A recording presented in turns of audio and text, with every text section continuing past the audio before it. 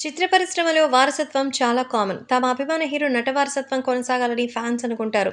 Nepotism అని కొందరు విమర్శించినా జనాల ఆమోదం ఉంటుంది కాబట్టి తప్పులేదు. తెలుగు చిత్రసీమను దశాబ్దాలుగా ఏరిన చిరంజీవి వారసుడిగా చరణ్ వచ్చారు. తండ్రి వారసత్వాన్ని నిలబెడుతూ టాప్ స్టార్స్‌తో ఒకడిగా ఎదిగారు. 'ట్రిపుల్ ఆర్' మూవీతో చరణ్ ఫేమ్ మరింత పెరిగింది. గ్లోబల్ స్టార్ అయ్యారు. కాగా రామ్ చరణ్ చాలా ఆలస్యంగా పిల్లల్ని కన్న 2012లో ఉపాసనతో చరణ్ పెళ్లి జరిగింది. ఏళ్లు గడిచినా ఫ్యామిలీ ప్లానింగ్ అయితే అసలు ఆలోచించలేదు. ఎన్నో పుకార్లొచ్చాయి. చరణ్ అలాగే ఉపాసన ఈ ఇద్దరు ఆ విమర్శల్ని సైతం ఏ విధంగానూ రియాక్ట్ అవ్వలేదు.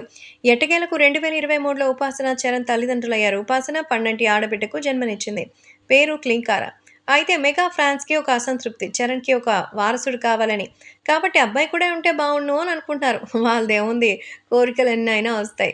సో, వాళ్ళ కోరిక తీరే అవకాశం ఉందా? లేదా అంటే ఉందని చెప్తోంది ఉపాసన. సెకండ్ చైల్డ్‌ని వెంటనే ప్లాన్ చేస్తున్నట్టుగా ఆమె చెప్తోంది. తాజా ఇంటర్వ్యూలో ఉపాసన చెప్తూ నేను ఆలస్యంగా పిల్లల్ని కనాలనుకున్నాను. అందుకే 10 ఏళ్ల తర్వాత తల్లి అయ్యాను. ఈ విషయంలో విమర్శలు, స్ట్రెస్ ఎదురైనా నేను పట్టించుకోలేదు. కానీ రెండో బిడ్డ విషయంలో అలా కాదు. సెకండ్ చైల్డ్‌ని కనడానికి నేను సిద్ధంగా ఉన్నానని చెప్పారు. ఉపాసన కామెంట్స్ నేపథ్యంలో ఈసారి చరణ్‌కి వారసుడు పుట్టడం ఖాయమని మరి వారు ప్లాన్స్ చెప్తున్నారు. క్లింకార పుట్టి ఇంకా ఏడాది కూడా కాలేదు. జూన్ 20న క్లింకార అపోలో హాస్పిటల్‌లో జన్మించారు. క్లింకారని అల్లారముద్దుగా చూసుకుంటున్నారు. క్లింకార గదిని ప్రత్యేకంగా సిద్ధం చేయించారు. కేర్ టేకర్‌కి సైతం నెలకి 1,50,000 నుంచి 2,00,000 జీతం ఇస్తున్నారని తెలుస్తోంది.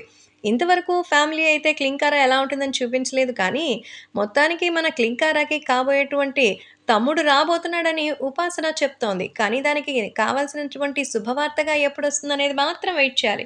సో, రామ్ చరణ్‌కి కూడా వారసుడొస్తాడనమాట.